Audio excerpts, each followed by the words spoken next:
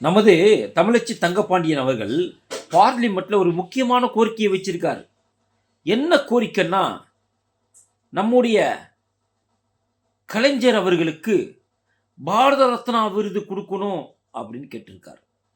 உங்களோட தலைவருக்கு தான் பாரதம் என்றால் பிடிக்காதே, உங்களுடைய மு.க. ஸ்டாலின் அவர்களுக்கும் பாரதம் என்றால் பிடிக்காதே, உதயநிதிக்கும் பாரதம் என்றால் பிடிக்காதே, உங்களுடைய ஒட்டுமொத்த அமைச்சரவைக்குமே பாரதம் என்றால் பிடிக்காதே, நீங்கள் ஒன்றியம் என்று தானே சொல்வீர்கள்.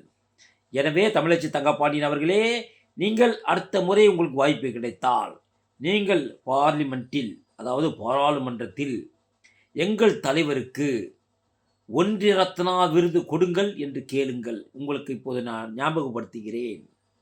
நீங்கள் அப்படி கேட்டால் எங்கள் பாரத பிரதமர் அவர்களும், எங்களுடைய உள்துறை அமைச்சர் அமித்ஷா அவர்களும், எங்களுடைய மாநில தலைவர் நயினா நாகேந்திரன் அவர்களும், எங்களுடைய அண்ணன் அண்ணாமலை அவர்களும் இதற்காக கண்டிப்பாக குரல் கொடுப்பார்கள். உங்களுடைய ஒரே வார்த்தை பாரதம் என்ற சொல்லை எடுத்து விடுங்கள். ஏனால் அது உங்களுக்கு பிடிக்காது. நீங்கள் எனவே ஒன்றியம் என்ற சொல்லை பயன்படுத்தி ஒன்றிய ரத்னா விருது கலைஞருக்கு வழங்க வேண்டும் என்று கேளுங்கள். தாராளமாக மத்திய அரசு உங்களுக்கு வழங்கும்.